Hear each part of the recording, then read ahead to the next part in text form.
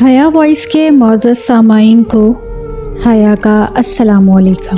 دوستو، آج کی کہانی بہت دردناک کہانی ہے۔ کہانی شروع کرنے سے پہلے آپ سب سے گزارش ہے، اگر ابھی تک آپ نے حیا وائس کے چینل کو سبسکرائب نہیں کیا تو ضرور کر لیجئے گا۔ بڑھتے ہیں اپنی کہانی کی طرف۔ میں ملتان کا رہائشی ہوں۔ آج سے 9 سال پہلے 2024 میں میرے دوست نے مجھے ایک فیس بک گروپ جوائن کروایا۔ تب میری عمر 17 سال تھی اور میں کالج میں نیو بھرتی ہوا تھا۔ اس کے پاس ایک فیس بک گروپ تھا، اس میں بہت سے لڑکے اور لڑکیاں تھیں اور سب کا تعلق ملتان شہر سے تھا۔ ہم تمام گروپ ممبر ایک فیملی کی طرح رہتے تھے، ایک دوسرے سے ہماری گپ شپ ہوتی رہتی تھی۔ اس گروپ میں ایک لڑکی تھی جو مسلسل میری پوسٹ کو لائک اور کمنٹ کر دیتی تھی۔ میں بھی کبھی کبھی اس کی پوسٹ کو لائک اور کمنٹ کر دیا کرتا تھا۔ وہ لڑکی بہت دکھی تھی، ہمیشہ وہ دکھی پوسٹ شیئر کیا کرتی تھی، جو دیکھ کے مجھے بالکل بھی اچھا نہیں لگتا تھا اور میری اس کے ساتھ ہمدردی بھی ہو گئی تھی۔ ایک دن میں نے اس سے دکھی ہونے کی وجہ پوچھی تو اس نے کہا کہ ایک دن میں سب کچھ سچ بتا دوں گی، مگر وقت آنے پر وہ یہ کہہ کے بات کو ٹال دیا کرتی تھی، جو کہ میں نے اپنی زندگی کے بارے میں سب کچھ اسے بتایا تھا۔ لیکن میں نے جب اس کے بارے میں پوچھا تو اس نے مجھے یہ جواب دیا کہ ابھی وقت نہیں ہے بتانے کا اور میں بھی کام کر رہی ہوں، بعد میں بات کرتی ہوں۔ پھر کچھ دن ہماری بات ہوتی رہی۔ میں نے اس سے نمبر مانگا تو اس نے مجھے اپنا نمبر بھی دے دیا۔ اب ہماری واٹس ایپ پر ڈیلی بات ہوا کرتی تھی۔ پھر ایک دن اس کے دل میں پتہ نہیں کیا بات آئی تو اس نے مجھے کال کی اور کہا کہ میری عمر 24 سال ہے اور میں ایک پرائیویٹ اسکول میں ٹیچنگ کرتی ہوں، اور سب سے بڑا سچ یہ ہے کہ میں شادی شدہ ہوں اور اب میں اپنے شوہر کے گھر میں نہیں رہتی۔ یہ باتیں سن کر میں بہت حیران ہوا۔ پھر میں نے اسے ملنے کو کہا۔ جب اگلے دن میں ایک ریسٹورنٹ میں اس سے ملنے گیا تو وہ بہت معصوم تھی اور بہت پیاری لڑکی تھی۔ اس نے مجھے بتایا کہ اس کی شادی 1 سال پہلے ہوئی تھی والدین کی مرضی سے۔ بتایا کہ میرا شوہر شرابی تھا اور مجھ پر بہت شک کرتا تھا، جس کی وجہ سے ہماری ہر وقت لڑائی ہوتی رہتی تھی۔ میرا شوہر شراب پی کر مجھے بہت مارتا تھا اور پھر اس دوران ابو کی طبیعت خراب ہو گئی اور میں اپنے سسرال چھوڑ کر اپنے والدین کے گھر میں آ گئی۔ میں پڑھی لکھی ہونے کی وجہ سے اپنے والدین پر بوجھ نہیں بننا چاہتی تھی، اس لیے پرائیویٹ اسکول میں ٹیچنگ کرتی رہی۔ بس یہی ہے میری حقیقت۔ میں آپ کو دھوکے میں نہیں رکھنا چاہتی تھی، اس لیے آپ کو سب کچھ سچ بتا دیا۔ یہ سن کر مجھے اس سے اور بھی ہمدردی ہونے لگی۔ اس کی اور میری عمر میں 7 سال کا فرق تھا اور میرا وہ خیال بھی بہت رکھتی تھی۔ وہ مجھے ہر وقت سمجھاتی رہتی تھی کہ کبھی زندگی میں کوئی غلط کام مت کرنا۔ بات کرتے کرتے کب وقت گزر گیا اور ہماری بہت اچھی دوستی ہو گئی، اور میں نے اس سے کہا تھا کہ میرا دل کرتا ہے کہ میں تمہارے ساتھ ہمیشہ ہنستا مسکراتا رہوں، اور وہ مجھے کہتی کہ ایسا نہیں ہو سکتا۔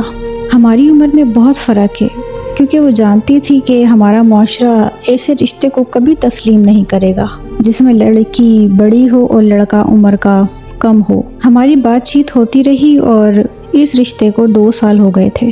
اس نے اس دوران اپنے شوہر سے طلاق بھی لے لی تھی۔ وقت گزرتے گزرتے اسے میں بہت پسند کرنے لگا تھا اور اسے شادی بھی کرنا چاہتا تھا۔ وہ مجھے بہت پسند تھی، وہ مجھے پسند ضرور کرتی تھی، لیکن اسے پتا تھا کہ یہ دنیا والے ہمارے اس رشتے کو کبھی قبول نہیں کریں گے اور زندگی کا سارا سکون برباد کر دیں گے۔ میں نے بہت ضد کی کہ یہاں تک کہ اس کے لیے جان دینے کو بھی تیار ہو گیا تھا۔ وہ میرا پاگل پن دیکھ کر مان گئی اور شادی کے لیے راضی ہو گئی۔ میں نے اپنے گھر والوں کو اس کے گھر رشتہ بھیجنے کو کہا۔ میں نے اپنی امی سے بات کی اور اس کے بارے میں امی کو سب بتایا، لیکن میری امی نہیں مانی۔ میری امی نے صاف صاف انکار کر دیا اور اسے دور رہنے کو کہا۔ امی نے کہا کہ لوگ کیا کہیں گے۔ میرے ابو کو جب اس بات کا پتہ چلا تو میرے ابو نے مجھے بہت مارا اور میرا باہر جانا بند کر دیا، لیکن مجھے اس کی عادت ہو چکی تھی۔ میں چھپ چھپ کر اس سے ملا کرتا تھا اور میرے گھر والے میرے ساتھ کیا سلوک کرتے تھے میں یہ بات اس سے اکثر بتایا کرتا تھا۔ یہ بات سن کر وہ بہت پریشان ہو گئی، کیونکہ وہ میرے بغیر نہیں رہنا چاہتی تھی۔ وہ بہت خوش تھی میرے ساتھ، اور پھر میرے گھر والوں نے ایک فیصلہ کیا کہ مجھے دوسرے شہر بھیج دیا تاکہ میں اسے بھول جاؤں۔ میرے گھر والوں نے مجھے پشاور کام کے لیے بھیج دیا۔ کچھ عرصے کے لیے وہاں میرا موبائل چوری ہو گیا اور میرا اس سے رابطہ ختم ہو گیا۔ مجھے وہاں بہت کام کروایا جاتا تھا اور چھٹی بھی نہیں ملتی تھی۔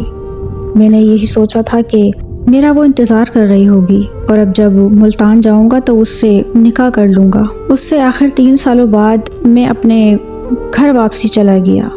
گھر والے سب بہت خوش ہوئے لیکن میں خوش نہیں تھا۔ میں نے اس کا پتہ کیا لیکن وہ مجھے کہیں نہیں ملی۔ مزید پتہ کروانے پر پتہ چلا کہ وہ جہاں رہتے تھے اب وہ لوگ وہاں سے چلے گئے ہیں۔ میں نے اسے بہت ڈھونڈا لیکن اس کا کوئی پتہ نہیں چلا۔ اب جب کبھی مجھے اس کی یاد آتی ہے تو دل خون کے آنسو روتا ہے اور مجھے یہ چیز برداشت نہیں ہوتی۔ بس اب اپنا کاروبار ہے، اب میں زیادہ تر بہت ہی مصروف رہتا ہوں۔ میں نے ابھی تک شادی نہیں کی کیونکہ اب دل نہیں کرتا اور عجیب سی بے چینی، بے سکونی کی کیفیت ہے جس سے میں نے غلط کیا ہے اس کے ساتھ۔ مجھے اب گھر والے اکثر کہتے ہیں کہ شادی کر لو، لیکن جب تک میں اس سے معافی نہیں مانگوں گا مجھے میری زندگی میں سکون نہیں آئے گا۔ مجھے احساس ہوتا ہے کہ میں نے اسے چھوڑا ہے۔ میں بس اللہ سے ایک ہی دعا کرتا ہوں کہ وہ جہاں رہے ہمیشہ خوش رہے، اور میں یہ امید کرتا ہوں کہ اپنی زندگی میں وہ آگے بڑھ چکی ہوگی۔ وہ میرے گھر والے میری وجہ سے بہت پریشان رہتے ہیں۔ اب کیسے سمجھاؤں کہ میں اسے بھول نہیں سکتا۔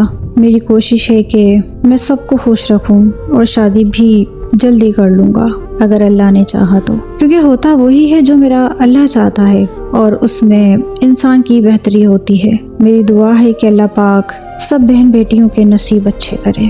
دوستو، تو تھی یہ آج کی کہانی۔ امید ہے کہ آپ کو کہانی اچھی لگی ہوگی۔ اگر اچھی لگی ہو تو کمنٹ سیکشن میں اپنی رائے کا اظہار ضرور کیجیے گا۔